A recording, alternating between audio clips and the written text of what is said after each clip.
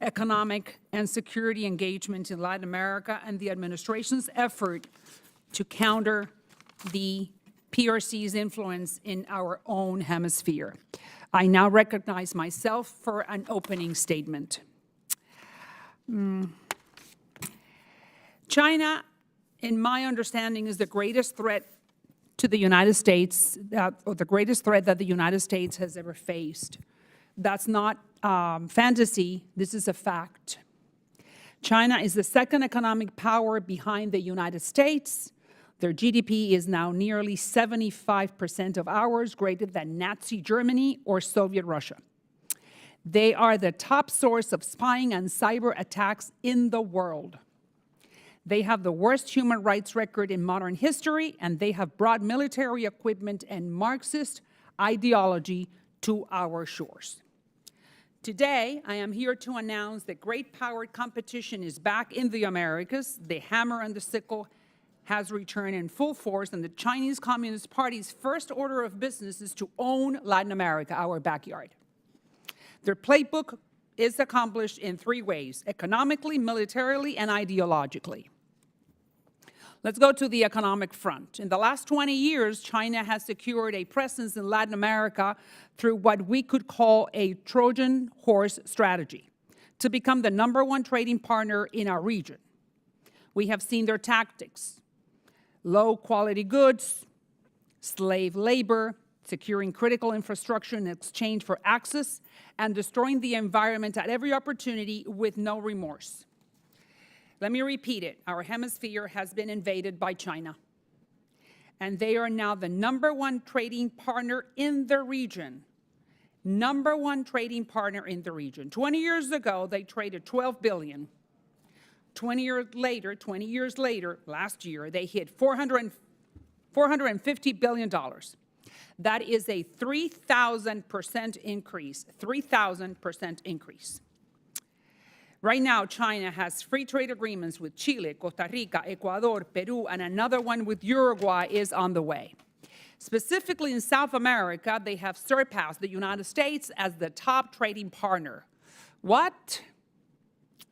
And 10 years from now, everything indicates, if we continue with this trend, that Latin America, the trade with China will exceed $700 billion. That's only trade. Now let's talk about loans. In the last 20 years, China has lent almost $150 billion to the region. And, of course, they are doing business with our enemies, Cuba, Venezuela, and Nicaragua.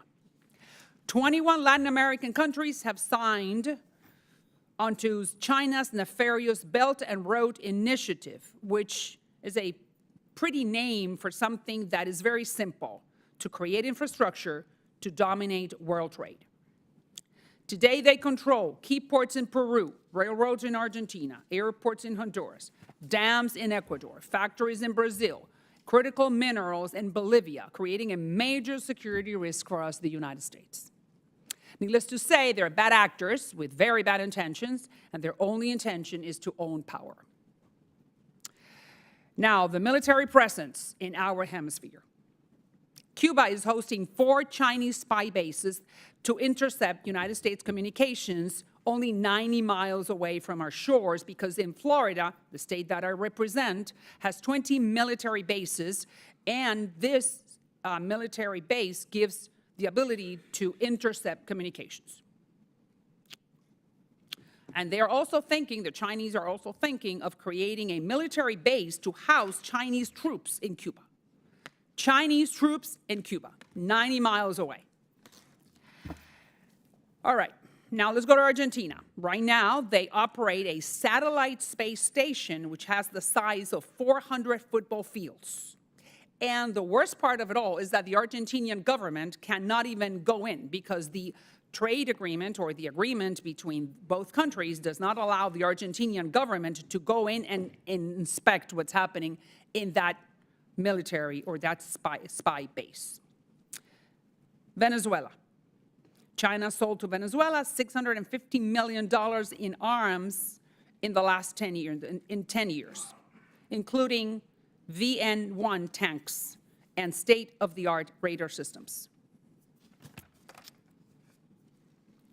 But the most serious threat, according to my understanding, is their ideology and information control. Their propaganda machine is brainwashing Latin American youth. There are 40 Confucius Institutes across Latin America dedicated to spreading their oppressive ideology, communism. They also want to control their phones. Huawei, their state-owned telecommunications company, operates in 20 countries in Latin America. In Brazil, Huawei controls 50% of the phone market. Not only phones, but they also want to control internet services. And why do they want to do that? Because communists silence anyone who gets in their way. I have just proven with few examples that China is on the offense while the United States is ignoring our allies in Latin America. Chairman Xi Jinping has made official visits to 11 Latin American countries, 11 times in the last 10 years. So if we sit back as the #1 force, military force in the world, we will watch in the next decade that Mandarin will replace English as the second language in Latin America. China's Belt and Road Initiative will overtake the USMCA trade deal. There will be a monumental Cold War-style military buildup in our backyard, and worst of all, communist censorship will overwhelm Latin Americans' democracies. So we must engage now as a country. Communism is on our doorsteps once again, and it's time for us to wake up. I'm just going to say a few words because these hearings are also watched in Latin America throughout our allies in the hemisphere, so I'm going to say a few words so our friends will know what we're thinking. A mis amigos en la América Latina, China se está metiendo en nuestro hemisferio como un caballo de Troya. Prometen progreso, desarrollo y riqueza. Pero ¿quiénes son sus amigos en el continente? Chávez, los Kirchners, los Castro y ahora Ortega. Estos son gobiernos que han llevado a sus países a la miseria. Rechacen la amistad con China por el bien de sus países, de sus hijos, de las futuras generaciones. Lidiar con China es pan para hoy y hambre para mañana, por el bien de sus hijos y de futuras generaciones. Los Estados Unidos sigue siendo, con todos sus defectos, el bastión de la libertad, el progreso y el respeto a la santidad del ser humano. Now I would like to welcome our guests and the witnesses, Mrs. Carrie Hannon. She is the Deputy Assistant Secretary for the Bureau of Western Hemisphere Affairs of the Department of State. Thank you for being here. I should have said hi to you before I started speaking, but they said that I needed to start the hearing, so thank you and welcome. And thank you very much for being here, answering our questions. And Milady Guilarte, whom I haven't seen in many years, good to talk to you again. She is the Deputy Assistant Administrator for the Bureau for Latin America and the Caribbean at the United States Agency for International Development. So now I think I'm going to give the opportunity for the ranking member, Mr. Castro from Texas, to say a few words. Thank you. Thank you, Chairwoman, and thank you to our panelists also. Thanks for convening this hearing on the influence of the People's Republic of China in Latin America. And thank you, Ms. Hannon and Ms. Gilarte, for joining us today. We are by far the biggest economic and security actor in the Western Hemisphere, but we must recognize that countries have deepened their economic and political ties with the PRC, and our foreign policy must acknowledge that. As we have this important discussion about the PRC's influence in the region, I hope that our approach is one that respects the sovereignty and independence of the countries in Latin America and the Caribbean. We cannot repeat the mistakes of the 20th century, where, in the name of combating the influence of the Soviet Union, the U.S. perpetrated and enabled horrific abuses, including military coups d'etats and death squads. Make no mistake, I'm not saying that I support China's deepening engagement in the Western Hemisphere or that I want it to be successful. The PRC is enabling authoritarianism in countries like Cuba, Venezuela, and Nicaragua. They are exporting surveillance technologies to deepen repression in those nations. They make false promises of investment that create and dash the hopes of those looking for prosperity. And Chinese fishing fleets, hundreds of ships, illegally fish in the waters of Central and South America and hurt the livelihoods of thousands. The United States must help our partners in our hemisphere in the face of the PRC's efforts. And there are a few principles that I would like to lay out in how we should do so. First, when we decide to oppose the foreign policy actions of China, we need to be specific about what we oppose and why those actions are not in the best interest of the people of the Western Hemisphere. If we oppose China just because it's China without being specific, our message will not be heard in Latin America. Second, we need to stand by our values when engaging with the region. During the Cold War, the U.S. backed many authoritarian leaders in our effort to keep the Soviet Union out of the Western Hemisphere. The brutality of these leaders' reigns is still felt today, just as the Soviet-backed regime brutality in Cuba continues to be felt today. Thousands of people still do not know where their parents and grandparents disappeared during the Pinochet dictatorship and so many others. People remember that their countries suffered in part due to the actions of the United States, and that still matters today. Lastly, the United States need to prioritize the region in a way that we simply haven't in the past. In the last decade, China has significantly expanded its diplomatic presence in the hemisphere, including by opening diplomatic relations with Panama, the Dominican Republic, El Salvador, Nicaragua, and Honduras. Meanwhile, House Republicans have proposed significant cuts to our diplomatic programs in the Western Hemisphere, and we have a number of nominees that have cleared the Senate Foreign Relations Committee, but haven't had a vote by the whole Senate because of holds by Republican members of the United States Senate.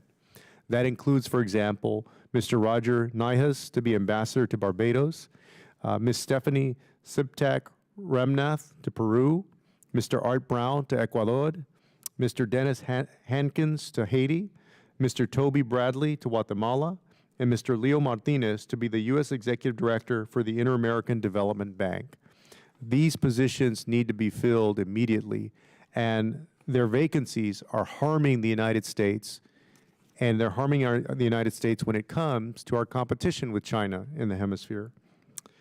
So we need these nominees confirmed and at their post, and we need to reject the serious cuts proposed by House Republicans to our diplomatic and development programs in the Western Hemisphere. And this week, we're on the verge of a shutdown of the federal government, and I need to raise this. We're competing with the hearts and minds of the people of the Western Hemisphere and speaking to the strengths of America's democratic system over China's authoritarian one. As we speak, our diplomats in Mexico City, Bogota, and Brasilia are sharpening their talking points to explain to the governments and the people of Mexico, Colombia, and Brazil the embarrassing reality of political dysfunction in the United States and in this building. If this government shuts down this weekend because of the demands of the far right in this Congress, it would severely undermine faith in the American democratic system. And I urge my colleagues who care about China's influence in the Western Hemisphere to think about that. I look forward to hearing from our witnesses on how we're currently working on those goals and what more Congress can do to support these efforts. With that, I yield back, Chairwoman. Thank you, Ranking Member, and now recognize Ms. Hanna for her opening statement. Thank you very much, Chairman Salazar, Ranking Member Castro, distinguished members of the subcommittee. Thank you for the opportunity to testify on the department's efforts related to the People's Republic of China engagement in the Western Hemisphere. As Secretary Blinken has said, our strategic competition with the PRC represents one of the defining challenges of the 21st century. This challenge remains particularly important in our hemisphere. It requires close coordination with interagency colleagues, international organizations, and allies and partners around the world. Just as important, it requires strong cooperation between the administration and Congress, so I welcome continued engagement on these issues with the committee and the chance to be with you today. Our strategic goal remains to promote a more democratic, inclusive, secure, prosperous, and climate-resilient Western Hemisphere, aligned with U.S. values and interests. We advance a positive agenda for the hemisphere based on values we share with our partners: respect for human rights and diversity, democratic governance, inclusive economic growth and entrepreneurship, and the rule of law. Managing the strategic competition with the PRC in the Western Hemisphere requires long-term solutions, which include strengthening governance and democratic institutions, reducing corruption, and helping our partners build economies that attract more investment from U.S. businesses and trusted partners. All U.S. embassies in the Western Hemisphere have staff that focus on tracking and reporting PRC activities, and each country team seeks to advance a coherent interagency response to the challenges posed by the PRC. The department has 4 regional China officers based in the WHA region, each with deep expertise in the PRC, to support embassies and consulates in addressing these challenges. Our embassies and consulates have developed country-specific strategies to counter problematic PRC activity in more than 2/3 of the country in the hemisphere. The United States works with democratic partners from outside the hemisphere as well. European partners, Japan, the Republic of Korea, and Taiwan all promote stability and growth in the region. With 7 of Taiwan's 13 official diplomatic partners located in WHA, we remain focused on countering the PRC's campaign to induce these countries to switch recognition and squeeze out Taiwan from multilateral organizations. On the economic front, we focus on ensuring competitive and transparent investment environments that help level the playing field for U.S. companies. The United States remains by far the greatest source of investment and remittances for the region. We offer higher standard and transparently procured infrastructure investment alternatives that uphold labor, environmental, and social safeguards. They also foster inclusive growth in line with international best practices, including those initiatives like the Partnership for Global Infrastructure and Investment, Deal Teams, and the Blue Dot Network. We continue to respond to structural corruption problems by encouraging civil society, activists, and journalists to raise concerns with governments regarding opaque deals. On security, the proliferation of PRC-linked telecommunications surveillance equipment highlights risks to national security, human rights, and privacy. Many of our technical delegations and engagements have focused on ICT and cybersecurity, sectors for which an aggressive economic campaign by PRC-backed companies threatens free market access. Our robust foreign military sales programs far outpace the PRC and demonstrate that regional partners prefer to work with the United States. The department also works to counter PRC propaganda and disinformation campaigns in the region. The Global Engagement Center works specifically to address propaganda and disinformation. We build resilience through targeted support to independent civil society organizations and journalists. And by funding independent third-party research, we help shine a spotlight on PRC information manipulation. Public diplomacy also remains key to our efforts to counter the PRC. The American Space's network of 131 brick-and-mortar locations in the region are the U.S. government's primary in-country public-facing platforms to connect foreign audiences to the United States. Our American Spaces outnumber by a 3-to-1 ratio the Confucius Institutes in the region. While American Spaces provide open access to accurate information reflecting American values, including the promotion of democratic and civic engagement, the rule of law, and the protection of human rights, Confucius Institutes expand PRC cultural influence in the hemisphere and aim to send thousands of young people to the PRC on exchanges. Meanwhile, our American Spaces are hosting English language programs and exchanges and successfully reinforcing economic, commercial, cultural, and political engagement with the United States. These exchange programs ensure the United States is seen as a steadfast partner to the region by promoting academic ties and professional development opportunities, as well as building institutional capacity. This includes programs such as our Young Leaders of the Americans Initiative Fellowship, among others. YLI, launched in 2015, has since hosted over 1,500 young entrepreneurs, over half of them women, from 37 countries throughout the Western Hemisphere, collaborating with over 100 U.S. companies and organizations in 85 cities across 34 states.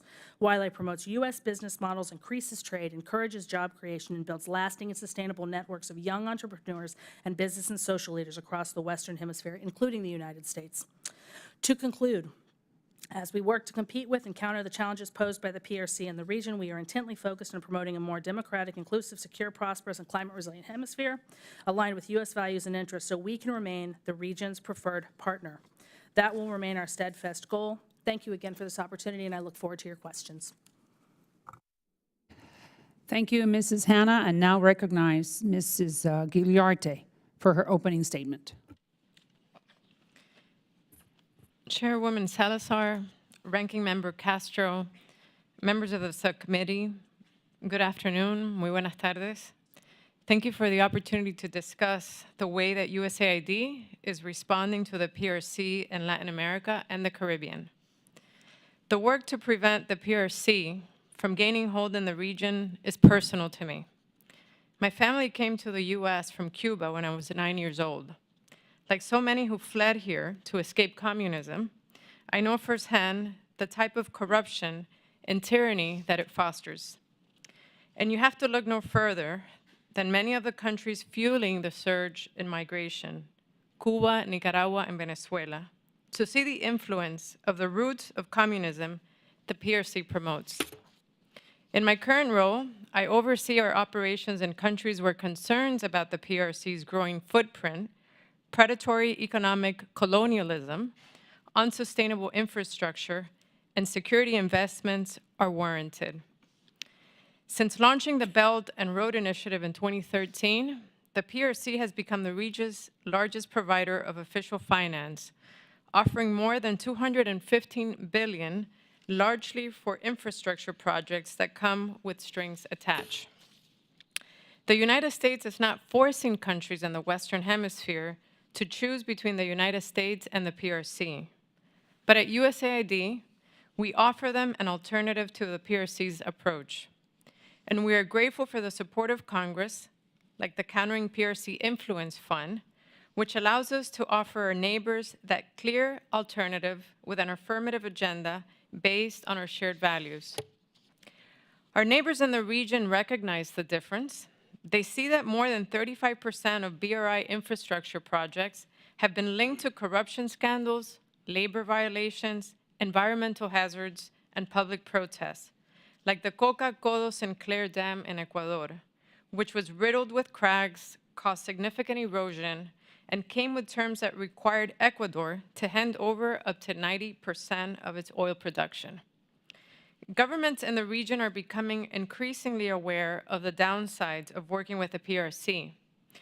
USAID tracks perception of the PRC across the hemisphere, and people's trust in the PRC has fallen by nearly 20% points over the past 10 years, while trust in the US has risen about the same amount since 2019. So we work to take advantage of those changing dynamics. Our approach to mitigating the challenges posed by the PRC focuses on 4 strategic lines of effort. First, we help our neighbors strengthen their democratic institutions and the rule of law to show that democracies can deliver results. We invest in programs that strengthen checks and balances and support actors like investigative journalists who shine a light on the actions and motivations of the PRC and their own governments. Second, we focus on increasing our partners' economic resilience so they can rebuff external coercion. USAID works with governments and the private sector to create transparent, efficient public procurement systems that reduce corruption and expose the risk of PRC transactions.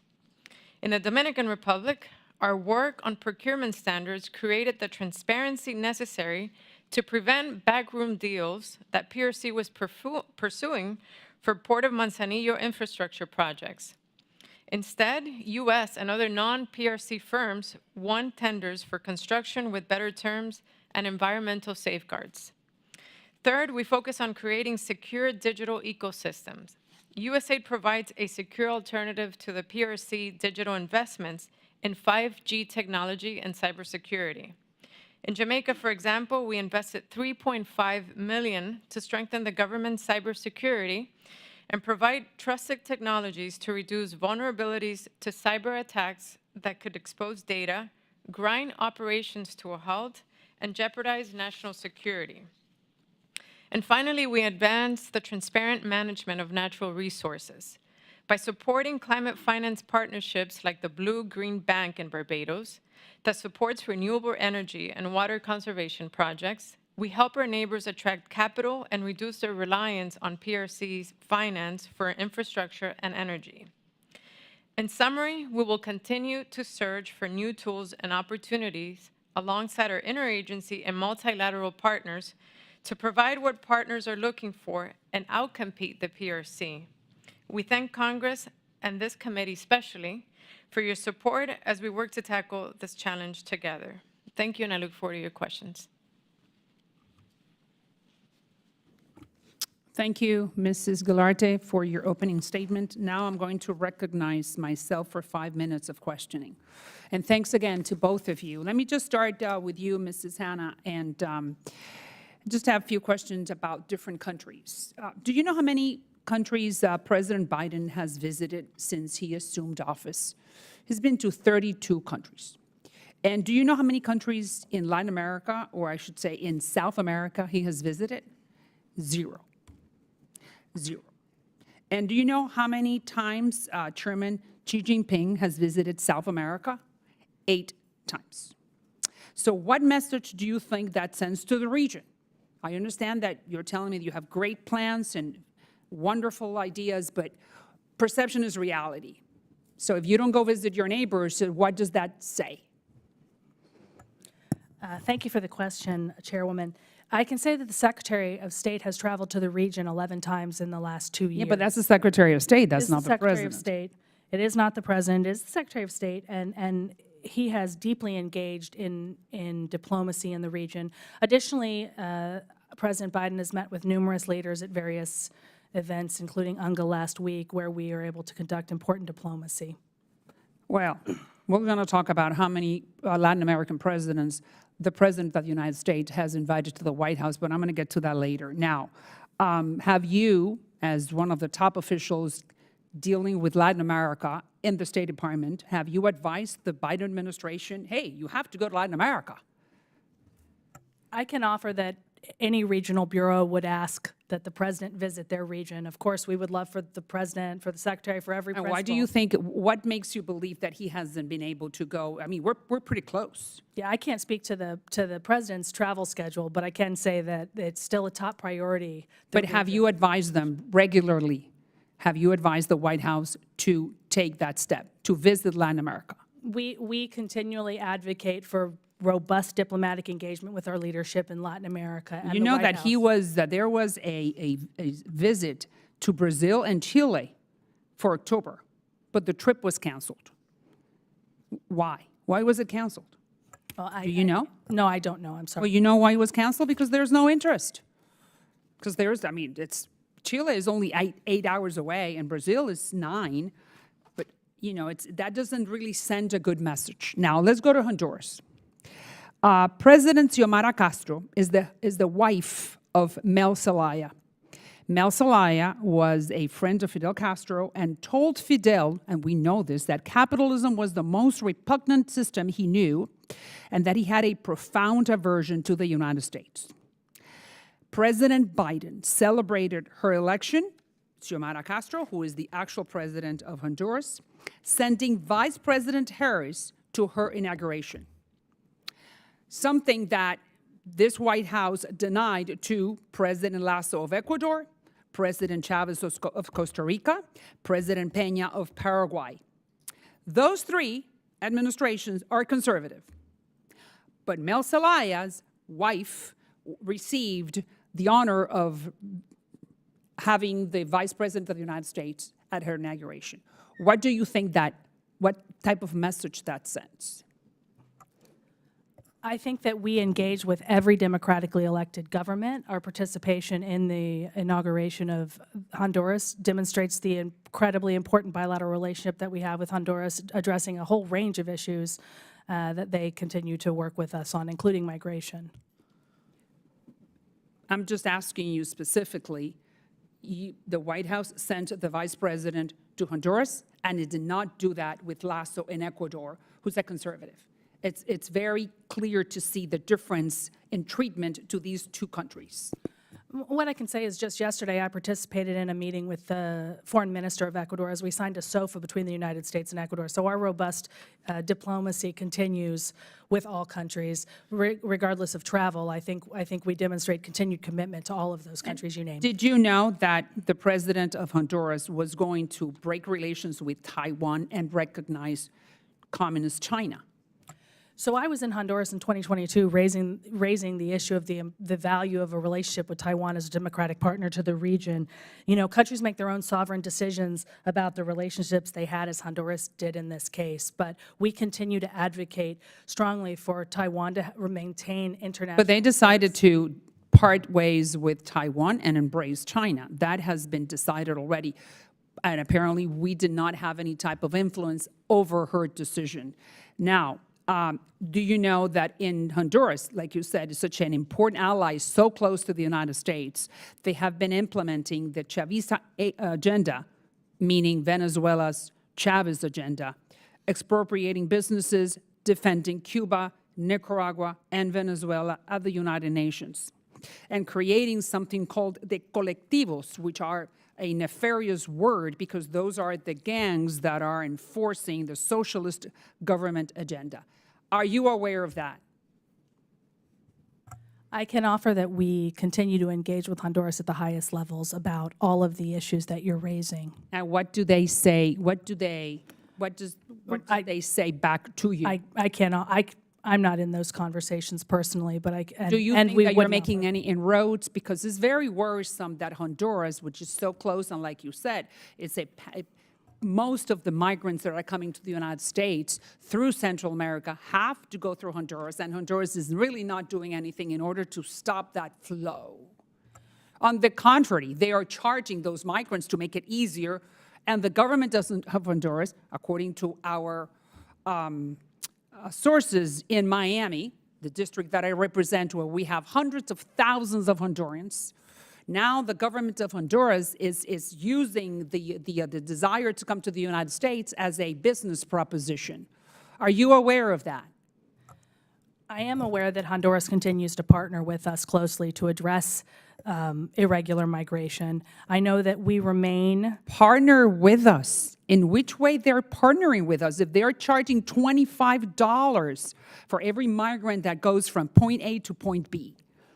Yeah, I can't speak to that particular scheme you're describing, but I can say that we continue to work closely with the government of Honduras as well as the rest of the Central American countries to address migration and to find solutions to try and reduce the flow of irregular migrants. I will also offer that we remain the preferred partner of the Honduran people, and I think time people, will of tell. course. And I think the time people will of tell. Venezuela, and the people of Nicaragua, and the people of Cuba. Of course, the people always side with the Americans. No doubt about it. But I'm talking about the people that make the decisions, the governments.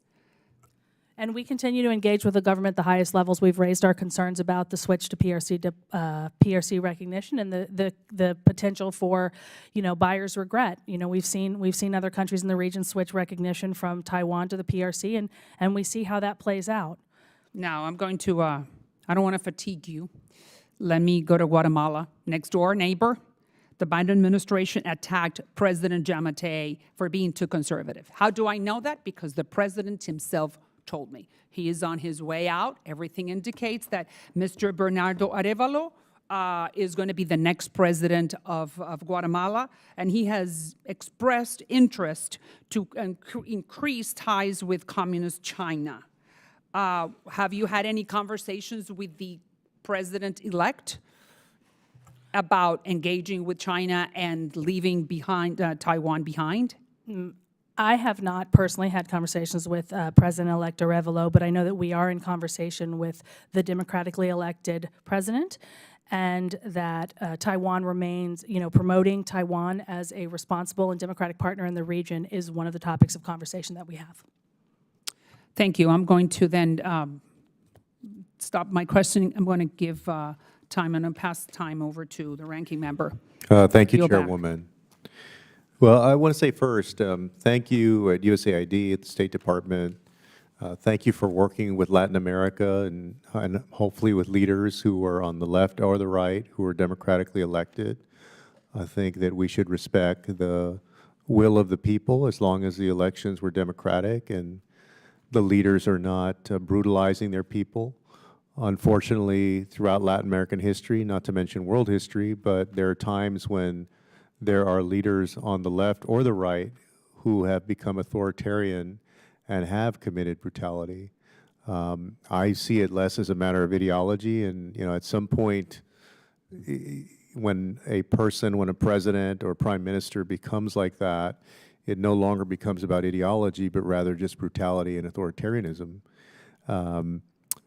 And, I do have a question, but I think as we have these discussions, and obviously the Congress is very focused on China. We want the United States to prevail, to compete against China in different parts of the world, including Latin America, and win. We want to stop China's repressive actions and human rights violations. For example, what they're doing to Uyghur Muslims is an atrocity.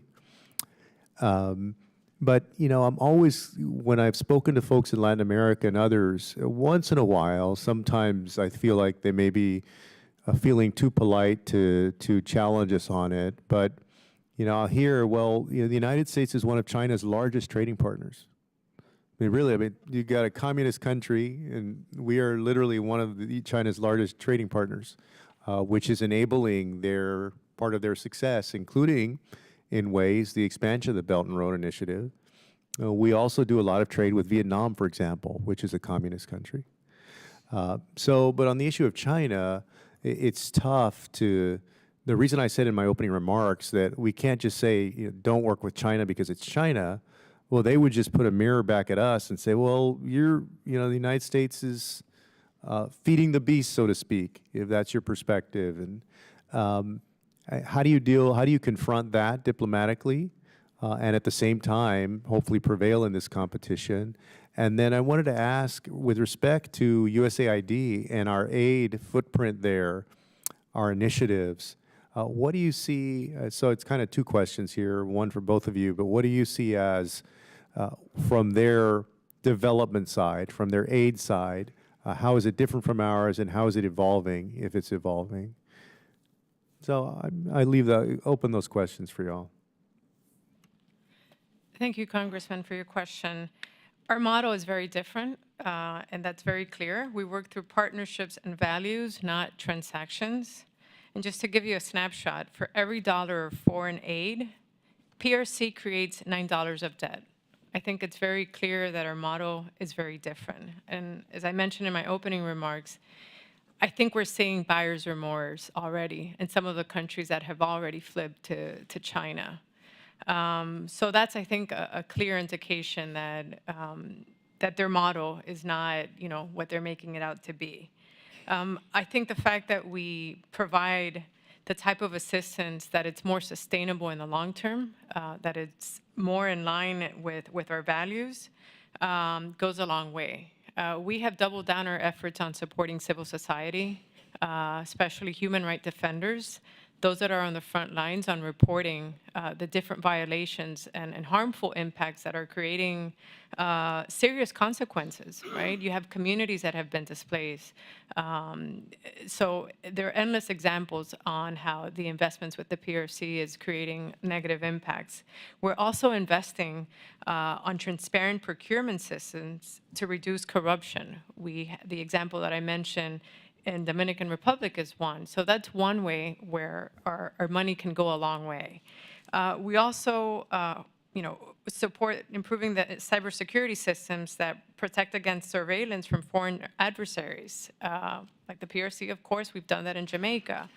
And again, the work that we've done with investigative journalists has really been effective to be able to call citizens' attention to a set of issues that either, again, environmental and financial dependency perils. So I think that model has been very clear, and that's where we're making our bet in the long term. Thank you.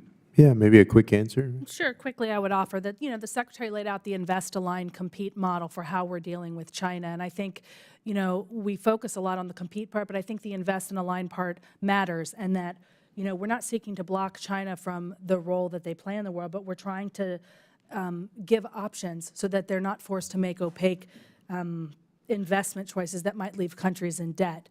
And it's important that we give that option, especially in Latin America.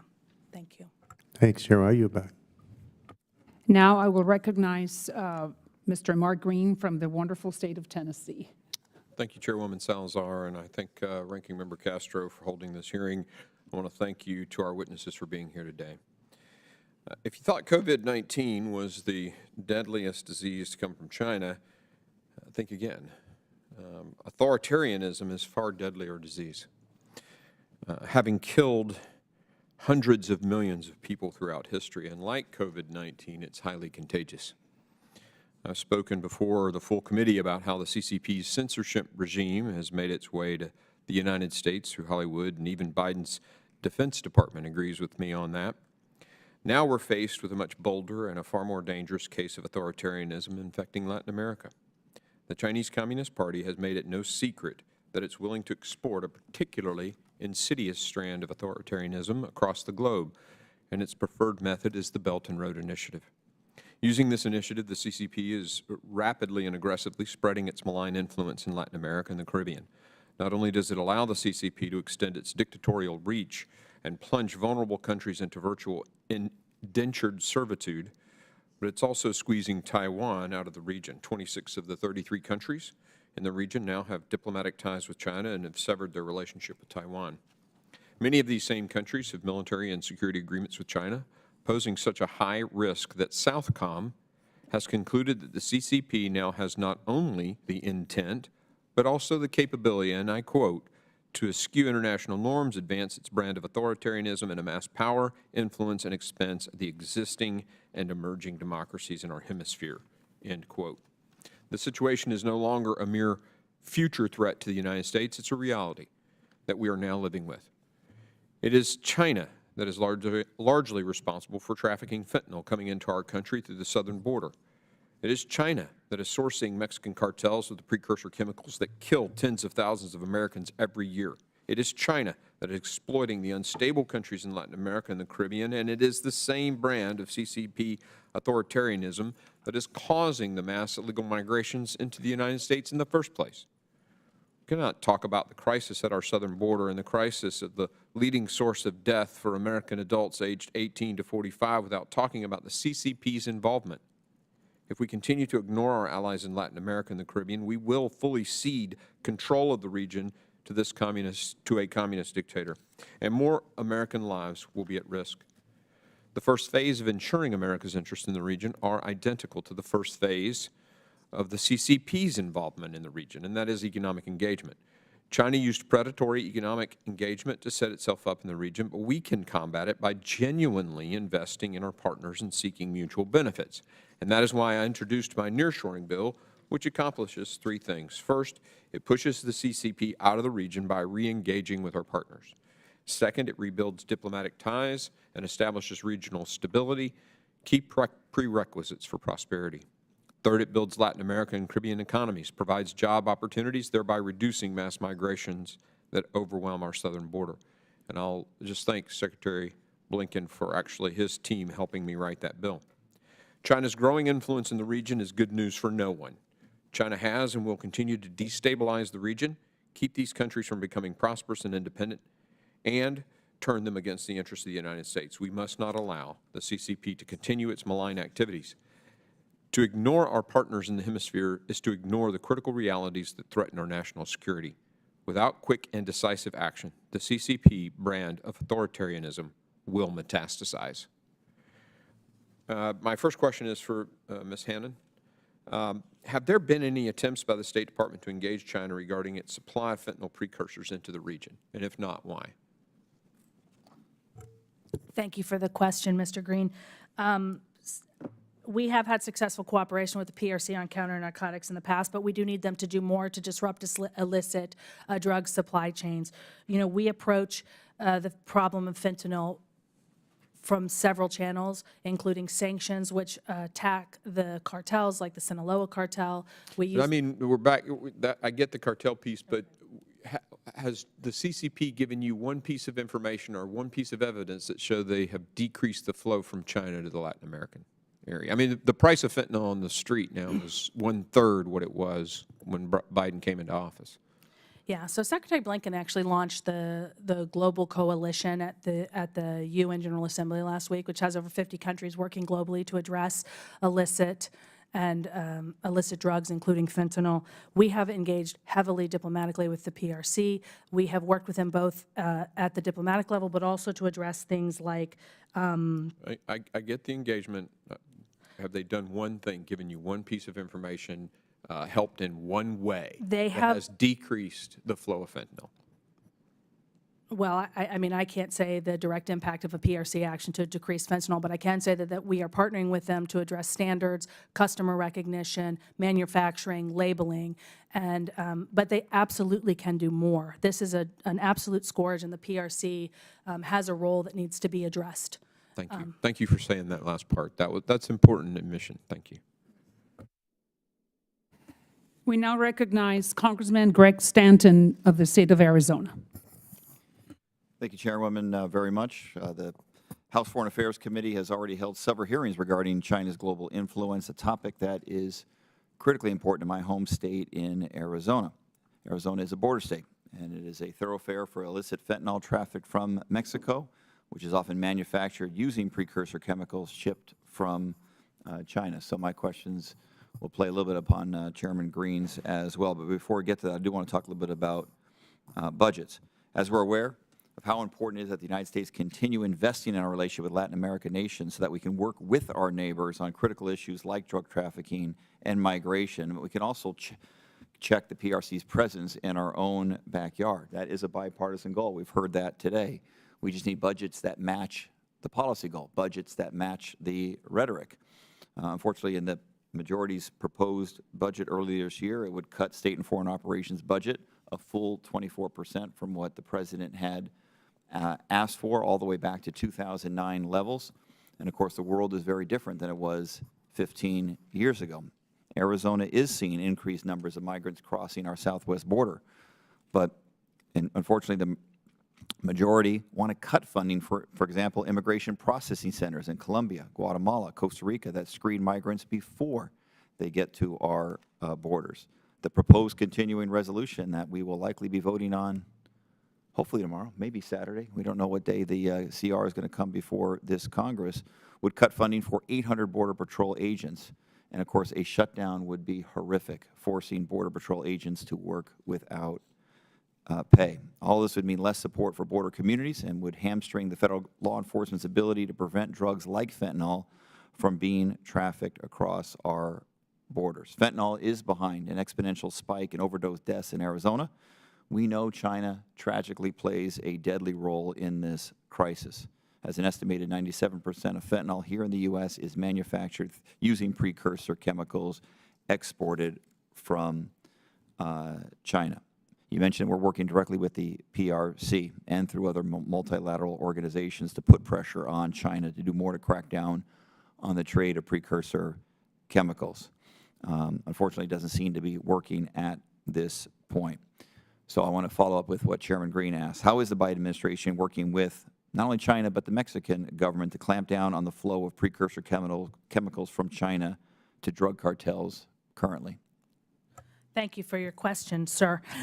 You know, we work with Mexico to target TCOs. As I mentioned, the Sinaloa cartel is one that we sanctioned via Treasury. We use the Fentanyl Sanction Act. They've sanctioned over 90 entities or individuals, many of which come from Mexico and over 20 from the PRC. We're cooperating with Mexico on the Bicentennial Framework for Security, Public Health, and Safe Communities. And in fact, next week we have the high-level security dialogue where fentanyl will be one of the topics we discuss.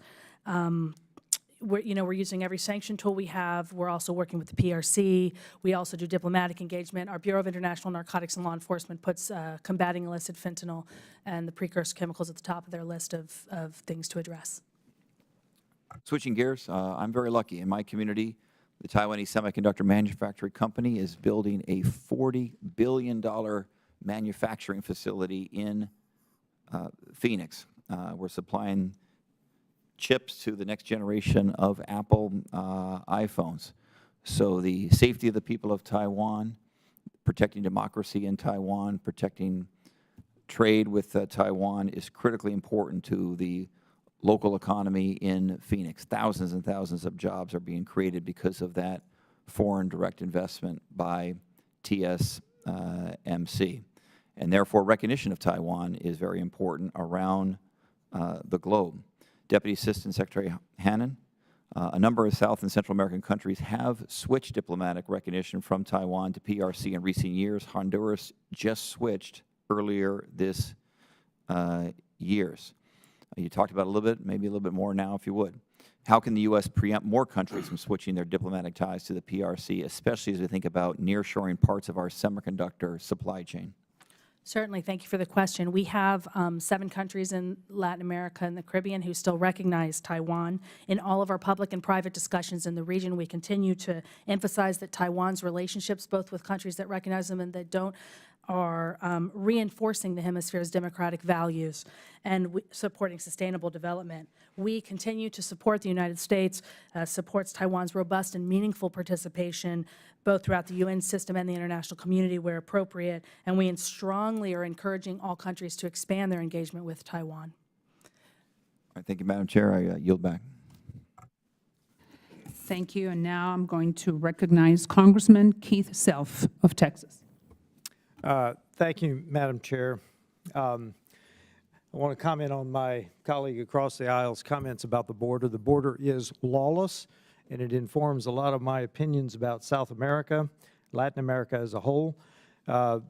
This administration makes no effort on the border. He considers this Congress irrelevant. He considers the law irrelevant, and the border shows it. I may end with some questions, but I hear your talking points and your responses, so I may have some questions at the end. My questions would be, but I don't want to spend a lot of time on them, do you actually consider China as the greatest threat to the U.S.? Because I think there's ambivalent responses to that question in the Biden administration. But I do want to, before I do that, soft power must still be power. I wish we had a hard power balanced approach in this hearing, but we do not. So what sanctions have you put on nations that have removed recognition from Taiwan? What actual sanctions have you put in the soft power realm on the nations that have removed recognition from Taiwan? Thank you, sir. We don't put sanctions on countries. I suspected that would be Those the are answer. sovereign decisions of nations to determine who they have And it's diplomatic also in relations our best interest to make sure that they do not recognize Taiwan. The President has said, the way I understand the official position of the United States is that we will provide Taiwan the weapons to defend themselves. However, this President has said 4 times recently that we will defend Taiwan. So I don't see that in the official policy of the United States, so I'm not sure what to believe about the administration's policy. Do you actually want to counter China in Latin America, or do you simply want to have this soft competition? That would be a question. I'm not sure I see any efforts to actually counter China. We talk about it, but I'm not sure the efforts are there. Do you have any examples of how you have actually responded to China's involvement in Latin America as a whole? And what are the red lines that you have for their involvement in dual-use facilities? Do you have any red lines?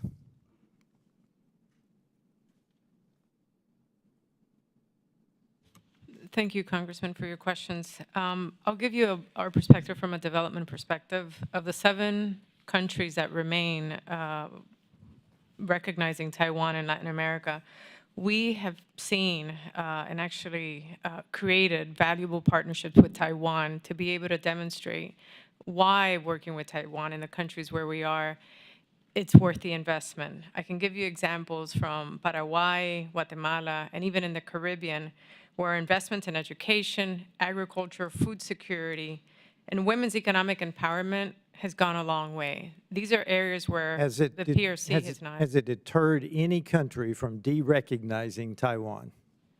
Not de-recognizing. Can you give me an example? Not de-recognizing, we haven't, no. Because there are nations that still recognize Taiwan. Has any of this, do you know of an example where a country has used your efforts, have persuaded them not to de-recognize Taiwan? I can give you one concrete example. I recently traveled as part of my job because I think it's important to be in Washington, but it's just as equally important as to visit the region and our partners. I was just in Belize, a country where USAID does not have a presence. We're actually considering, in places where USAID does not have a presence, increasing our footprint or considering being there exactly for those same reasons. Well, the way that they have... Well, I can just give you an example. They have not recognized PRC. They're a strong partner with Taiwan, Belize. I had meetings with our counterparts, Taiwanese counterparts, while I was there, And there's definitely an eye-to-eye, same level approach to our development with the Belizean government, where they're not interested in PRC, and they're continue. Thank you. You used the term buyer's remorse earlier, and I don't see that in the move away from Taiwan in Latin America, because they understand how important this is. I hope they understand how important this is to the United States. I think the move away from Taiwan is a major indicator of the failure of our soft power in Latin America as a whole. Madam Chair, I yield back. Thank you, Congressman. And now we're going to begin a second round of questions, and I want to recognize myself for 5 minutes. And I want to go to 2 different countries and continue with you, Mrs. Hannan. Let's go to Argentina. You know that next month there are going to be elections, and everything indicates, we do not know, we can't control that process, but that everything indicates that Javier Milei will be elected the next president of Argentina. Milei is the opposite of Xiomara Castro in Honduras, and he has said repeatedly on many television interviews that he doesn't, I'm going to quote him, that he doesn't deal with communists, that the Chinese government kills people who want to be free, that he is going to break ties with Cuba, Venezuela, Nicaragua, and China, which I think there are policies that are actually pretty good for the United States' interest in the region. So my question to you is, if Milei were to win the presidency in Argentina, would you recommend to the White House to send Vice President Harris to attend his inauguration if he were to win the presidency? I understand that you do not control the president's schedule. I understand that you do not, but you are highly influential. The State Department sends a clear message to the White House as to what should be the right policies that we should pursue. I can't predict who wins an election. I can say that we always engage with democratically elected governments for any country. So if Milei, I'm saying it in case that were to be true. And Milei, who has those statements has repeatedly shared with the press what his presidency will look like, what will the Biden administration do? what I can offer is that our relationship with Argentina is incredibly important. I can't say who would attend the particular swearing in of a president. I don't think that necessarily predicts totally the importance of a relationship that we have. We have robust diplomatic engagement in a variety of scenarios. I will say that we will continue to work with Argentina, whoever's elected. You understand what I'm trying to say. The Biden administration has not shown the same respect towards those governments who are democratically elected, and they tended to be on the conservative side. They have not shown the same type of respect to those on the conservative as on the left. And I think that's very worrisome. So I'm asking you in this case, which the Biden administration has a new opportunity to demonstrate equality, equity, and diversity. Could you commit to the fact that the Milei, if he were to be president, deserves the same type of respect as Xiomara Castro? I can commit to the idea that every democratically elected leader in Latin America deserves a robust diplomatic engagement with our government, with our current administration. But they're not having it, because that's not the case with Dominican Republic, was not the case with Guatemala. So all we're trying to find is the same respect for one side of the ideology as for the other. So, and you can definitely influence those decisions. Now, let's go to Cuba. Cuba is currently hosting at least 4 Chinese spy bases, 4. And now they're thinking about opening up a new base to harbor Chinese troops. Chinese troops 90 miles away from us. That's part of Project 141, which is a secretive project to have military bases all over the world. My question is, have you shared with the Cubans that it is unacceptable to the United States to have Chinese troops 90 miles away? Yes or no? So our strategy begins with diplomacy, and we're engaging governments about hosting PRC bases at high levels, exchanging information with them. I would refer you to the classified briefing that you had or to ODNI for additional information, but I will offer that we have raised our concerns with the PRC at the highest levels, including when Secretary Blinken was in Beijing last, about Cuba. All right, now that you said about the classified hearing that we attended, since we cannot share that information with the public, could you commit to publish an unclassified report of what the United States knows about the Chinese presence in Cuba, so we can share it with my constituency, which is the Cuban exile community in the United States? I can take that back to my team to inquire. Thank you. To inquire if you can publish an unclassified report.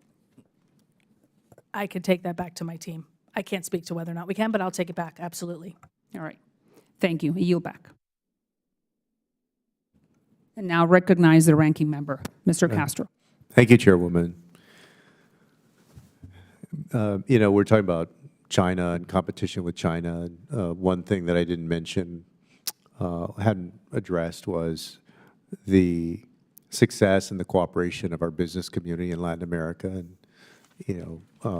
Representative Self asked the question, well, what are we doing to counter China? Well, one of the things that we've been working on is pressing them not to purchase and accept and integrate technology like Huawei into their infrastructure systems. That's an important counter that I know the United States is working on day in and day out. But I also want to make sure, and I know that we do it, but I guess partially in answer to his question is helping our businesses succeed.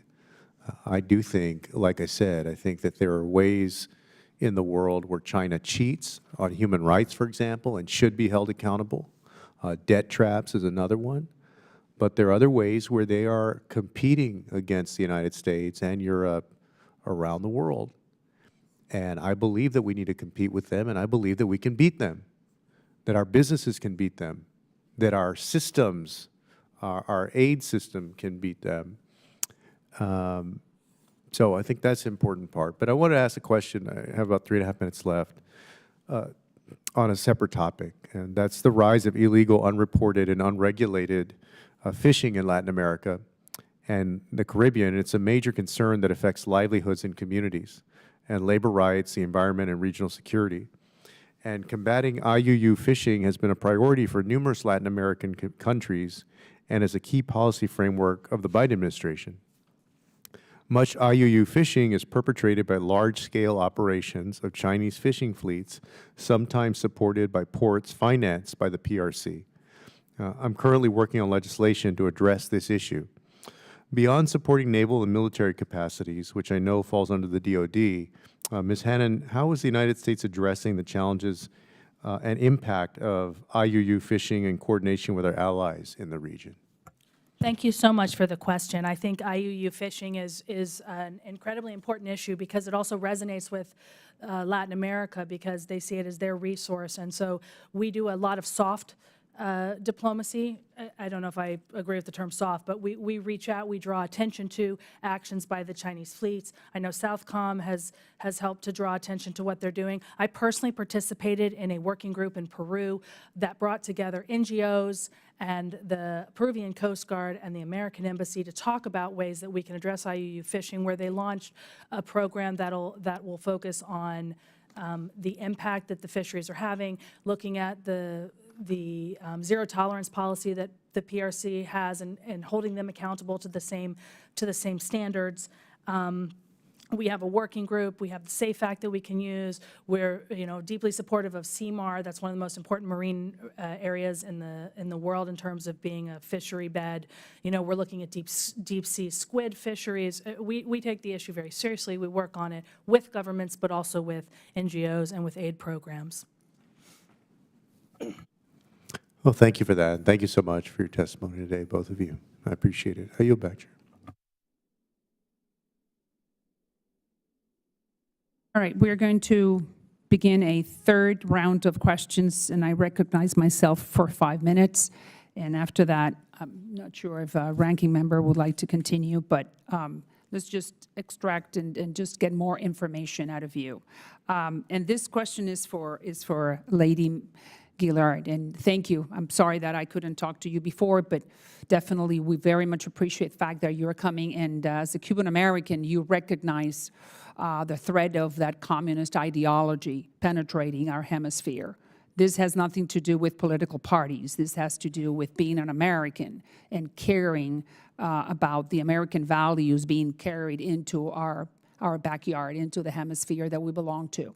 So thank you, milady, for being here once again. So I'm not sure if you know that that after Daniel Ortega came back from China, he started raffling off all expenses paid trips, all expenses paid trips to China for whatever Nicaraguan wanted to adopt that all expenses paid trip.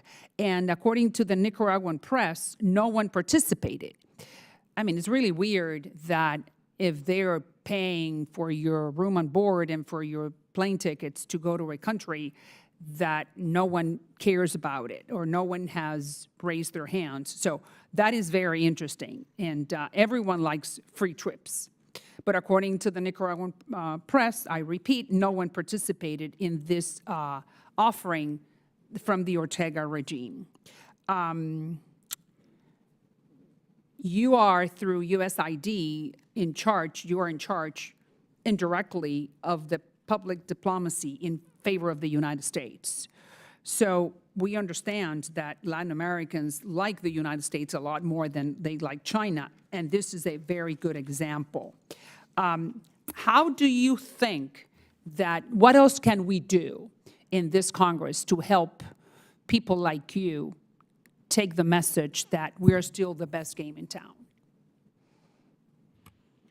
Thank you, Congresswoman, for your question. You know, I think Nicaragua, and as you know the region really well, it's really hurtful to see how things continue to deteriorate. I mean, you saw INCAE, you saw the UCA, organizations, people fleeing. Our investments are modest. USAID, all of our partners are not operating in Nicaragua no longer. So our investments have been to double down on ensuring that when there is an opening, that those that remain outside and continue to fight for a free Nicaragua one day are ready to do so. And I think that's really where our funding should continue to be focused on. There's a lot of work that's being done to continue putting a spotlight on the human rights violations that are happening in Nicaragua. We have, from USAID, worked very closely with interagency colleagues to ensure that our partners in the multilateral institutions keep a close eye on not approving any loans on Nicaragua.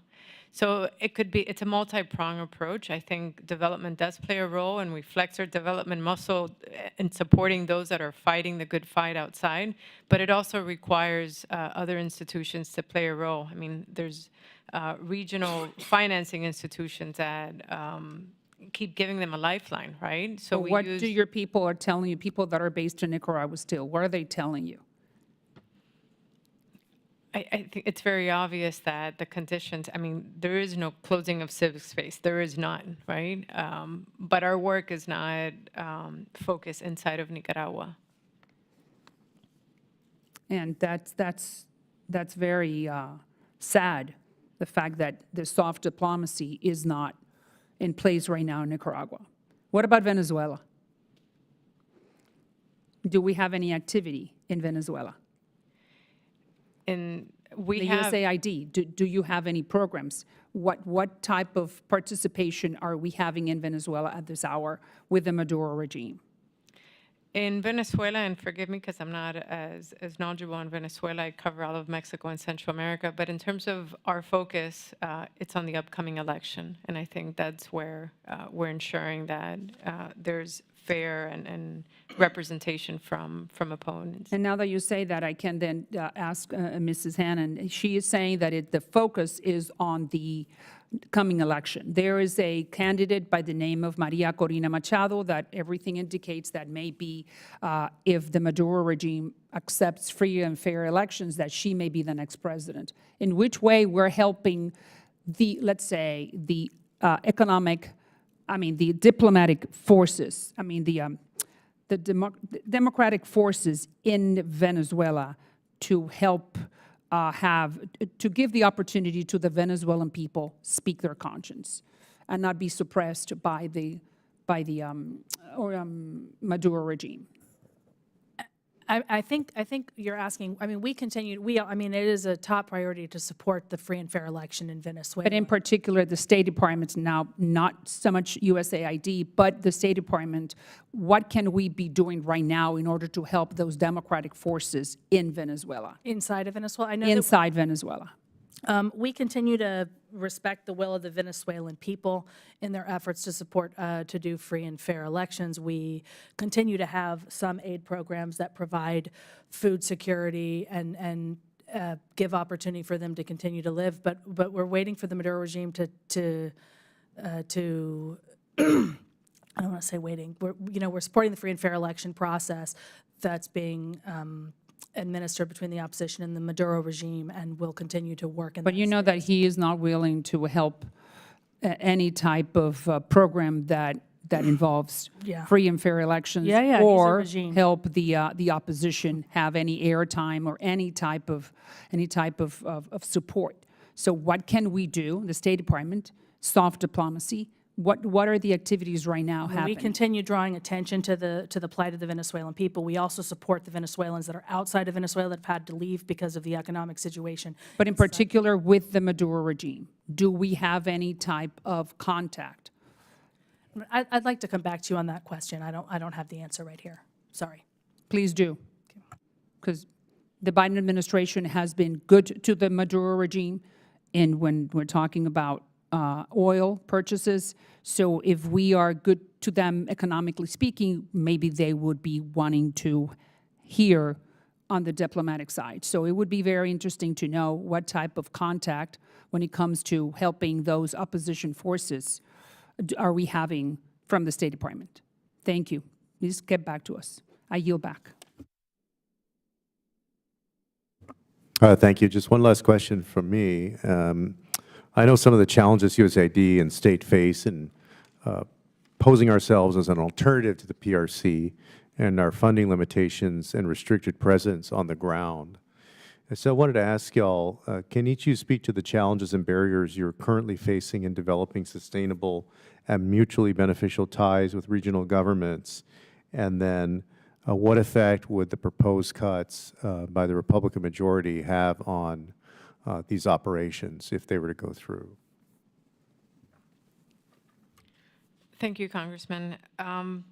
Any type of government shutdown or lapse in funding would cause a disruption to our presence in the region, I think. Basically, it would come down to ceding space to China because they don't have the same rules as we do. I think one important piece where USAID has been playing a critical role, given the migration and the influx of migrants that are crossing and fleeing, is the integration work that we have throughout the region. So any type of budget cuts would pose significant harm in the settlement of some of these returnees, and I think would result in an increase flows to our border. So that's definitely one direct impact that the budget cuts would have. And I think something else would be the human rights budget would be detrimental to protecting the courageous human rights defenders that are doing that work. So any pause would be harmful. So those are some of the things I could think of right away that would be impacted by any budget cuts. I mean, I think she laid it out well. I would just add that, we have so many programs and projects that support the values that we share with the hemisphere, and we're trying to advance a positive agenda, and these programs take time, and they're investments, and we want to see them continue. Thank you. I yield back. Right, so pursuant to committee rules, all members may have 5 days to submit statement, questions, and other materials for the record. Without objection, the committee stands adjourned. And once again, thank you for your presence.